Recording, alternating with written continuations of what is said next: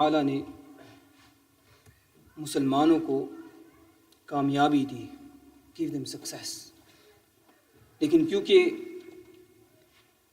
सहाबा किराम रसूलुल्लाह सल्लल्लाहु अलैहि वसल्लम के हुक्म के खिलाफ उन्होंने अमल किया, so because of this, what was a victory unfortunately turned into somewhat of a defeat.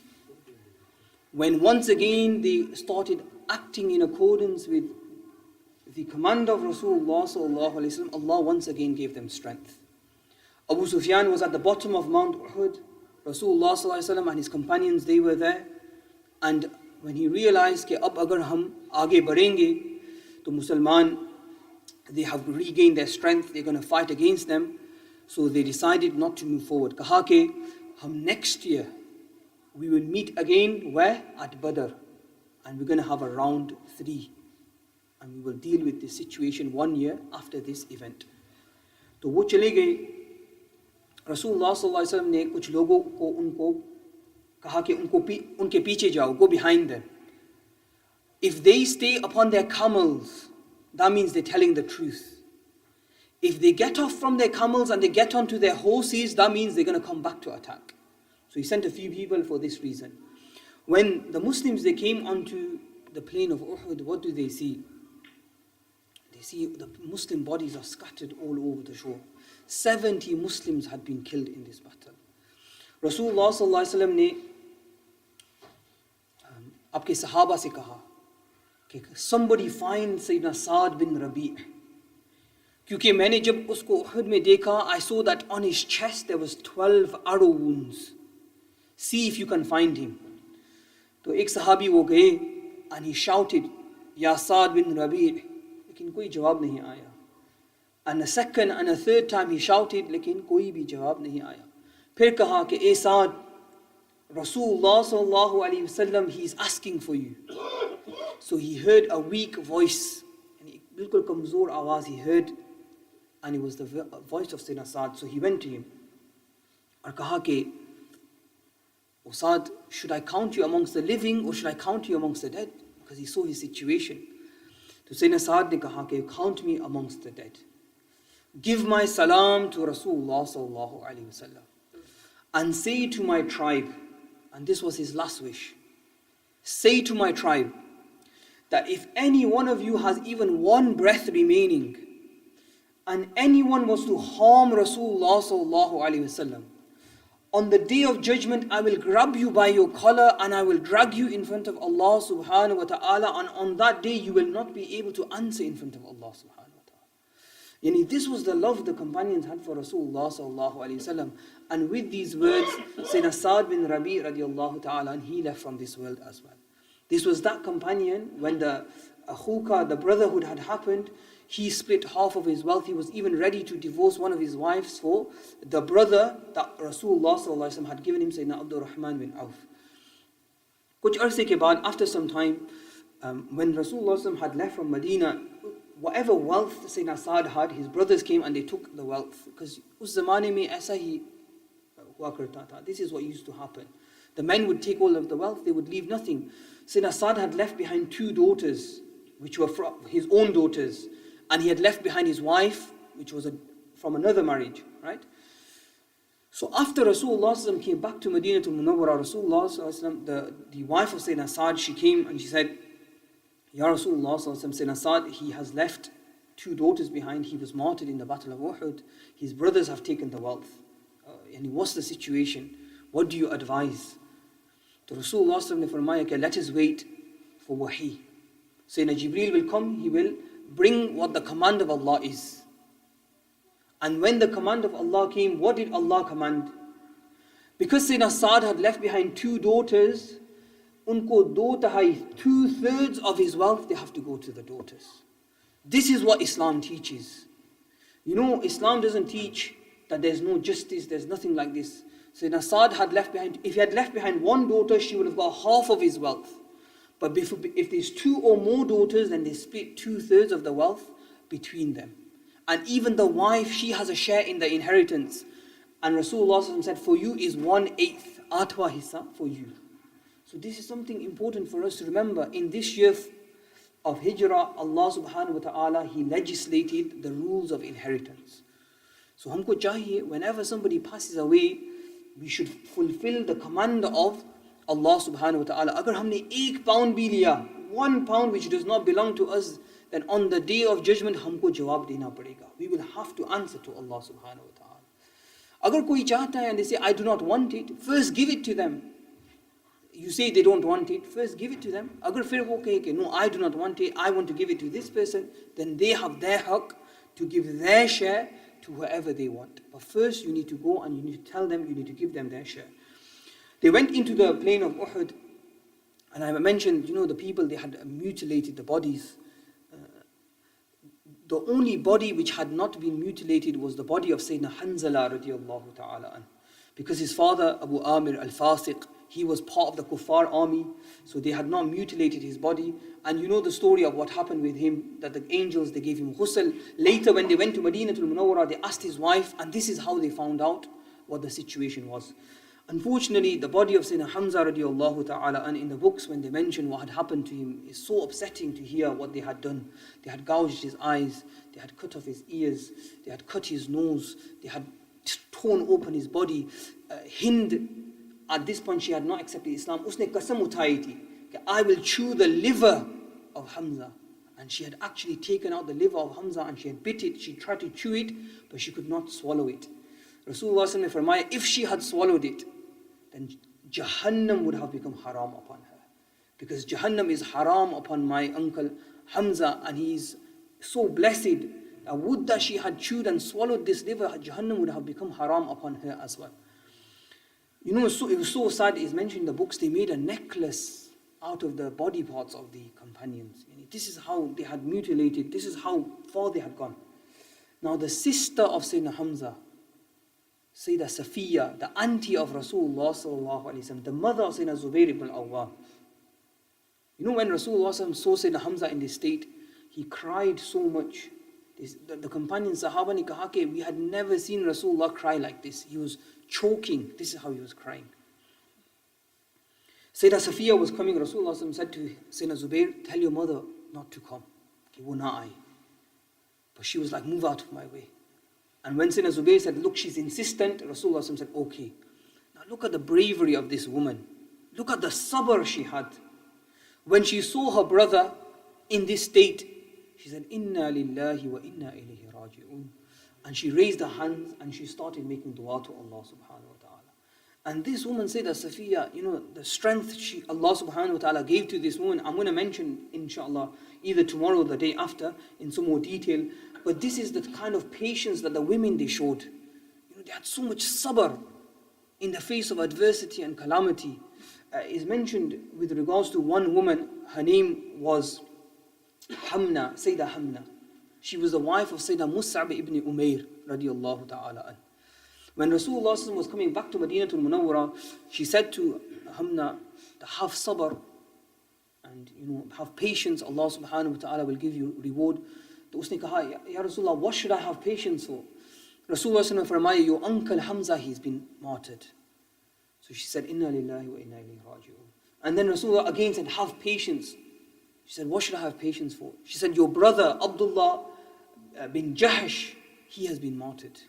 She said, Inna lillahi wa inna ilayhi raji'un. Then Rasulullah said, oh my companion, have sabr, have patience. She said, Ya Rasulullah, what should I have patience for? She said, your husband Mus'ab ibn Umair, he has been martyred as well. And one person to lose so much in the battle of Uhud, and is mentioned in the first two instances she was able to withstand it, but when she heard about her husband, she felt the pain. And Rasulullah said, verily the husband has a very special place in the heart of a woman. Right? Sayyidina Mus'ab ibn Umair, Allahu Akbar, when they were going to place him to rest, ye wo shakhs tha who would never wear the same clothes twice. This is how much money he had. Lekin jab dafan ka waqt aaya, they never had enough cloth, so they used one cloth. Lekin jab sar, when they would cover the head, the feet would become exposed. When they would cover the feet, the head would become exposed. Rasulullah came and said, Oh Mus'ab, I remember seeing you in Makkatul Mukarramah. There was no young man as handsome as you. You used to wear the best clothes, you used to wear Yemeni shoes, but today we do not even have enough cloth to cover your entire body. Eventually Rasulullah ne hukam farmaya, cover his head, leave his feet, place grass. And there's a specific plant called idhkir. Place that plant on his feet and bury him like this. And this is the sacrifice the companions, they made for you and I, my dear brothers. They made this sacrifice for us. Rasulullah ne janazah namaz ko ada ki, and whilst he was performing the janazah namaz, he would keep Sayyidina Hamza close to him. And he would perform the janazah namaz. In different narrations is mentioned how many people, some a few at a time, so on and so forth. Ab dafan ka waqt aya, the companions, they began to dig the graves. They came to Rasulullah and they said, Ya Rasulullah, har sahabi ke liye, if you make a qabr for each of them, a grave for each of them is going to be very difficult. So Rasulullah said, okay, bury them a few at a time. Yani, 2-3 karke, place them into one grave. Kaha, who shall we place first into the grave? So Rasulullah ne kya kaha? The one who has memorized the most Quran. So this shows the rank of the Huffaz. The Hafiz al-Quran. Today, in the month of Ramadan, we stand behind our Huffaz and we listen to the Quran. Allah knows best how much difficulty they go through. Right? Us guys, we are having our iftari, we are enjoying. Right? But they be thinking, Taraweeh mein Quran padna hai, we need to recite and so on and so forth. But this was the maqam of the Huffaz. Place the first one, the one who has memorized the most Quran. And like this, Rasulullah sallallahu alaihi wasallam, he placed the people of Uhud to rest. But one thing which we should never forget, in Jannah we will have every single pleasure, every single blessing. We can't even imagine. But there will be one blessing in Jannah which we will not be able to get. And that will be the shuhada, they will have experienced this. Or shuhada, the martyrs wo kahenge. That we have so much blessings and pleasure in this place. But the pleasure we feel that we want to go back onto the earth. And we could be slain and our head could be cut for the sake of Allah, because the pleasure we felt at that moment, it was so much, we wish we would have 1,000 lives and we could be sacrificed again and again and again. And what's important to remember, that these people, they are alive in their graves. Allah subhanahu wa ta'ala فرمائے وَلَا تَقُولُوا لِمَنْ يُقْتَلُ فِي سَبِيلِ اللَّهِ أَمْوَاتٍ. Do not say that they are dead. وَلَا تَحْسَبَنَّ الَّذِينَ قُتِلُوا فِي سَبِيلِ اللَّهِ أَمْوَاتٍ. Do not even think they are dead. This is why 46 years after, they were digging a well near Uhud, and by mistake they hit the foot of Sayyidina Hamza radiallahu ta'ala an. And when that shovel hit the foot, what did they see? He was still bleeding after 46 years. In the time of Sayyidina Muawiyah radiallahu ta'ala, they had to move some of the bodies. When they opened the graves, the companions, they had their hands on their wounds. And when they moved the hand, the wound was still bleeding. Rasulullah sallallahu alaihi wasallam, these companions, they will wake up on the day of judgment and blood will come out from their wounds, but the blood, it will have the smell of musk, and these wounds, they will testify in front of Allah subhanahu wa ta'ala what they did for His religion, what they did for His deen, the sacrifices that these people had made. And up to that extent, it's mentioned, Rasulullah sallallahu alaihi wasallam कि until the day of judgment, ये जो मेरे सहाबा है जो शहीद हुए, क़यामत तक जो भी सलाम करेगा, whoever does salam to them, they will reply to the salam. They will continue to reply to the salam. And there's numerous narrations. If I had time, I would mention, जब कुछ लोग गए थे और Sayyidina Hamza और शुहदाए Uhud को salam पेश किया, they presented their salam and they heard the jawab of the companions. तो आज भी जब हम जाएंगे, whenever we go to Madinah Munawwara, then it is necessary कि हम जाए, we go to Uhud, हम उनको salam पेश करें. And यहाँ तक कि Sayyidina Hamza, he's so beloved, they have mentioned कि अगर कोई दुआ ऐसी हो which you really want to be accepted, go to Sayyidina Hamza first, make him your wasila, go to Rasulullah sallallahu alaihi wasallam and stand in front of Rasulullah and say, Ya Allah, I make your beloved my wasila, accept my dua. Because of the love Rasulullah has for Sayyidina Hamza, and because you went to Sayyidina Hamza first, inshaAllah your dua will be accepted. Inshallah. They say this is a tried and tested method for the acceptance of du'as. Even after Rasulullah, Sayyidina Abu Bakr and Sayyidina Umar, even they used to go regularly to visit the shuhada of Uhud. Now after this, when the kuffar, they were going back, जब वो वापस जा रहे थे, तो उन्होंने कहा कि हमने इतना कुछ किया, we lost this many people. And Sayyidina Hamza himself killed 31 people in the battle of Uhud. We lost this many people, but we have nothing to show. हम वापस जाएंगे, हम क्या दिखाएंगे उनको? What did we get? We have no horses, we have no camels, we have no swords, we have nothing. So Safwan bin Umayyah ne kaha कि listen, leave it. if you do this, it's going to be very problematic for you. Right? It's going to be an issue for you. These people, they're going to come. So they move forward a bit, but again, this kind of thing came into their heart.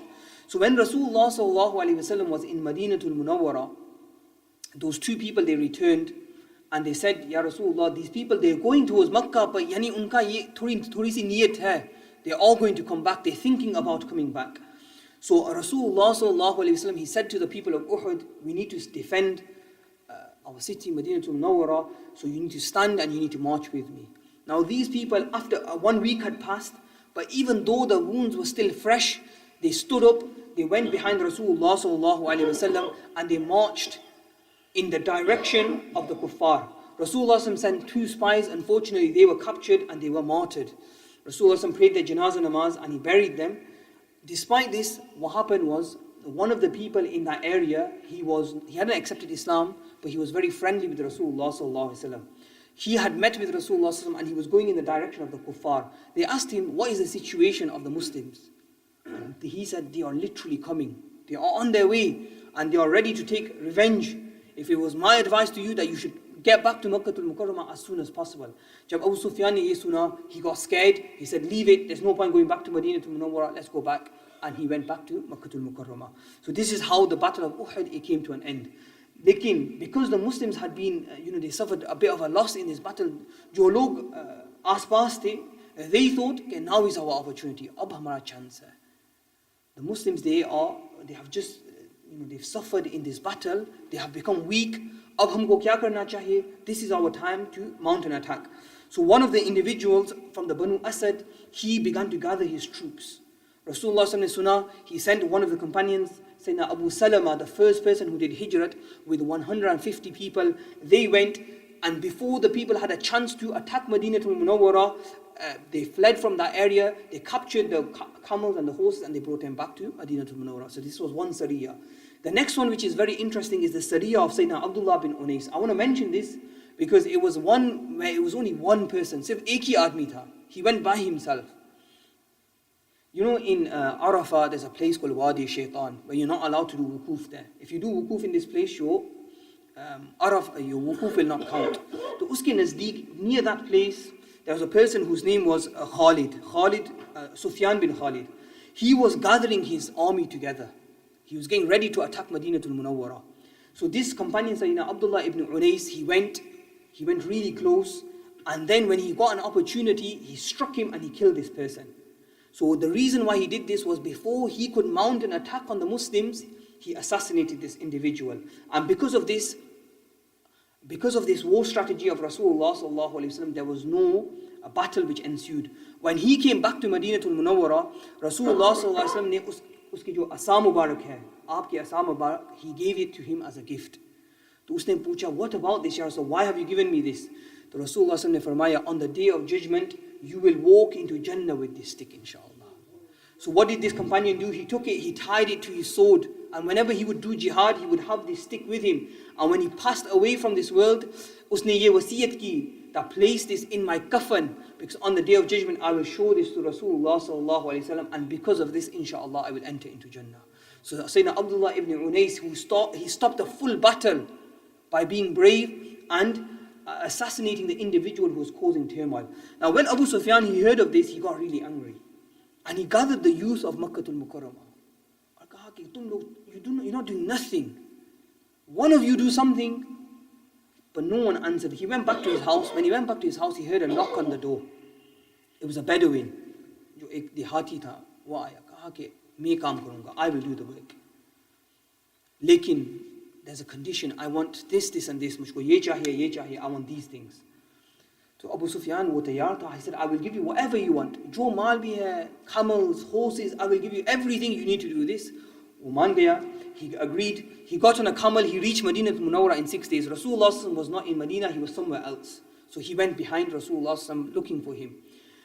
When he came, Rasulullah saw him, and straight away he said, this person, he has bad intentions. Uski koi buri niyat hai. Sayyidina Usayd bin Hudayr, he grabbed hold of him and he pulled him. When he pulled him, the sword came out, the dagger.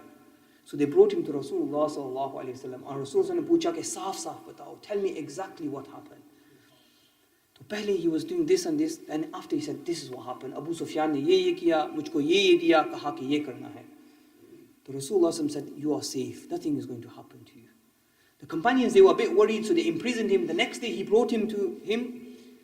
He said, I invite you towards Islam. So उसने कहा कि, listen, I have never seen anyone as merciful as you. I had come to assassinate you, but look at how much mercy you are showing to me. उसने कलमा पढ़ा और उसने इस्लाम कबूल किया. So this was another person who accepted Islam at the hands of Rasulullah sallallahu alaihi wasallam. Now, inshallah, I'm going to bring it towards the end. I'm going to finish with the last two incidents, which are very sad incidents, but which we need to know. When the people around Madinatul Munawwara, when they realized, जब उनको मालूम हुआ that we can't fight against them, we can't assassinate Rasulullah, there's nothing we could do, they invented a new strategy. वो क्या करते थे? They would say, Ya Rasulullah, send some people जो हमको Islam के बारे में सिखाए. तो ऐसा हुआ. In the 4th year, in the month of Safar, one of the people, they said, हमने इस्लाम कबूल किया है, send someone who can teach us about Islam. So Rasulullah sallallahu alaihi wasallam, he sent Sayyidina Asim bin Thabit radiyallahu ta'ala with another 9 companions. और वो गए ताकि they could teach them about Islam. They were from Ashabul Suffa. लेकिन जब वो गए, what happened? They were ambushed. 200 people were waiting for them, and they ambushed them, unfortunately. Now, when this happened, these 10 people, they sought refuge on the mountain. Right? तो वो लोग जो नीचे थे, वो कहते थे, come down, we're not going to kill you, just come down, we will just capture you, that's it. And we're going to imprison you. लेकिन Sayyidina Asim radiallahu ta'ala, he knew that they were lying. So whatever arrows he had, he took them out. He had 7 arrows, he shot them at the people. Then he took his spear and he began to do jihad until his spear had broken. When his spear had broken, then he raised his sword and he fought. And whilst he was fighting, he said, Ya Rasulullah, he said, Ya Allah, these people, when I die, they're going to mutilate my body. Please, Ya Allah, protect my body. And in doing this, 7 of them, they were martyred in this process. It's mentioned, because this person, Sayyidina Asim, he had killed one of the leaders of the kuffar, Uqba ibn Mu'ayt. So they wanted to find his body. After this, they went looking for it. But Allah subhanahu wa ta'ala, He covered his body with bees. So they couldn't get to it. And later, Allah subhanahu wa ta'ala sent a heavy rain and his body was taken away like this. So this is how Allah subhanahu wa ta'ala protected. 3 of them were captured. But when the kuffar, they started tying them with their bowstrings, they realized these people had an ulterior motive. So one of them, he broke free and he started fighting. They killed him. There was 2 more remaining. One, his name was Sayyidina Khubayb, and one was Sayyidina Zayd. But look at this, what happened to them. Sayyidina Khubayb radiallahu ta'ala, and they took him back because the kuffar, they wanted revenge. They sold him off to the family who wanted to kill him. But they wanted to make a big festival out of it. So first they imprisoned him. When Sayyidina Khubayb was in prison, he asked somebody for a blade, right, so he could shave his head. Now the family, the child was crawling close by. So the mother, she got scared. He has a blade in his hand. My child is right next to him. But Sayyidina Khubayb said, do not worry. We are Muslims, we are not like this. Hum aisa nahi karte hai. Leave him. Now the mother, she says, Khubayb, even out of season, somewhere he would get grapes which were the size of a person's head. This risk was coming from where? From Allah subhanahu wa ta'ala. When they took Sayyidina Khubayb, they took him to a place called Tan'im. And he said, let me perform 2 rakat salah. Mujhko 2 rakat namaz ada karne do. He performed 2 rakat salah, but he prayed quickly. So the people, they were shocked. They thought, this is the last namaz you're ever going to pray. Why did you pray quickly? He said, I want you to make sure that you do not think, if I prayed long namaz, aap log sochte ke, mujhko dar hai, I am scared. So for this reason, I prayed quickly, so no one should think that I am scared of death. Then they placed him upon the cross. When they placed him on the cross, he said, Assalamu alaikum wa rahmatullahi wa barakatuh. Again, they thought, what's this person doing? लेकिन उनको क्या मालूम कि वो सलाम मक्कतुल मुकर्रमा के नज़दीक वो कह रहा है और मदीनतुल मुनव्वरा में रसूल पाक सल्लल्लाहु अलैहि वसल्लम with tears in his eyes, he's saying, wa alaikum assalam, O Khubayb. And this is how Rasulullah, he saw what was happening to him. Now these people, they struck him with their swords until he had left from this world. Rasulullah ने sahaba को हुक्म दिया, who will bring me the body of Khubayb? तो Sayyidina Zubayr bin Awam, Sayyidina Miqdad bin Aswad, वो निकले, कहा कि या Rasulullah हम करेंगे. The body was being protected by 40 people. But somehow in the middle of the night, they managed to grab the body. They sent 70 people behind them to think. They couldn't escape, so they had to leave the body on the ground. But what do they see? Allah subhanahu wa ta'ala, He opened the earth and the earth took the body of Sayyidina Khubayb radiallahu ta'ala. And Allah subhanahu wa ta'ala protected this companion even at this time from his body being mutilated. The other one, Zayd ibn Dathina, what happened with him? Abu Sufyan, he had taken him, and the family, they wanted to kill him, so they took him as well. They said to Sayyidina Zayd, Abu Sufyan ne kaha, कि क्या तू नहीं चाहता कि तेरी जगह में अभी जो है मुहम्मद हो? Would you not like that the Prophet ﷺ should be in your position? तो उसने क्या कहा? He said, I am ready to sacrifice my life 1,000 times before a thorn even pricks the foot of Rasulullah ﷺ.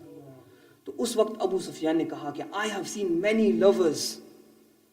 कई मुहिब को देखा है. I have seen many lovers, but I have never seen anyone love anyone like the companions they love Rasulullah sallallahu alaihi wasallam. And like this Sayyidina Zayd, he was also made shaheed. So this is the treachery the kuffar they were doing. And it never happened once, it happened on numerous occasions. Another time, a person, and I'm going to finish with this, Amir bin Malik, he came to Madinatul Munawwara and kaha ke meri jo kabila hai, maybe they will accept Islam, send some people to teach. He said, no, I'm not going to send them because this is what has happened. Kaha ke I promise you protection. I promise you they will be protected. So for Rasulullah sallallahu alaihi wasallam, he sent 70 companions who were Qurra, who were like very good with the Quran. And as they were going, Rasulullah sallallahu alaihi wasallam, he had written letters and said, give these to the leaders. They went to the nephew of this person, the nephew of Amir bin Malik. His name was Amir bin Tufail. He was from Banu Amir.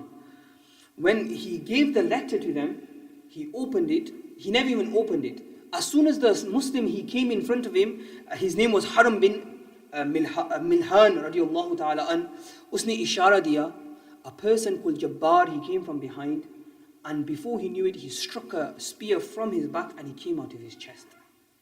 But when this happened, Jabbar says, "Main हैरान था. I have just killed this person, lekin usne kya kaha?"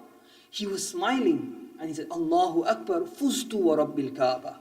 By Allah, I have been successful. He says, this thing is stayed in my mind for so long. I have just killed a person and he's smiling and saying, I have become successful. So he goes, this stayed on my mind and it stayed on my mind and it stayed on my mind for a very long time. Later, when I accepted Islam and I realized Islam was the true religion, I said them same words, Allahu Akbar, fustu bi rabbil Kaaba. That verily Allah subhanahu wa ta'ala saved me today. Unfortunately, all of those companions, 69 of them, they were all martyred by these individuals. The tribe of Amir bin Malik, they didn't support. Like Amir bin Tufail, he got support from the other surrounding tribes. And they massacred all of them. Only one of them was left. And he said, my mother, she had made an oath. Usne qasam uthai ki main ek ghulam ko azad karungi. So I am letting you go. And this companion, he returned back to Madinatul Munawwara. Now this is the kind of treachery that the kuffar, they were showing to the Muslims, unfortunately. But the Muslims, regardless of this, they continued the propagation and they continued preaching the message of Islam. Tomorrow, inshaAllah, we will talk about what happened with the Banu Nadir. But we will finish here for today. وصلى الله تعالى على خير خلقه ونور عرشه سيدنا محمد وعلى آله وصحبه أجمعين. Ya Allah, Ya Rahman, Ya Rahim. Give us all the ability to act upon the sunnah of Rasulullah sallallahu alaihi wasallam. Ya Allah, give us the ability to have patience in the face of hardship. Ya Allah, Ya Rahman, Ya Rahim. Forgive us for all of our major and minor sins. Ya Allah, Ya Rahman, Ya Rahim. When we leave from this world, give us the ability to recite kalima at the time of our death. Wa sallallahu ta'ala ala khayri khalqihi wa nuri arshi sayyidina Muhammadin wa ala alihi wa ashabihi ajma'in bi rahmatika ya arhamar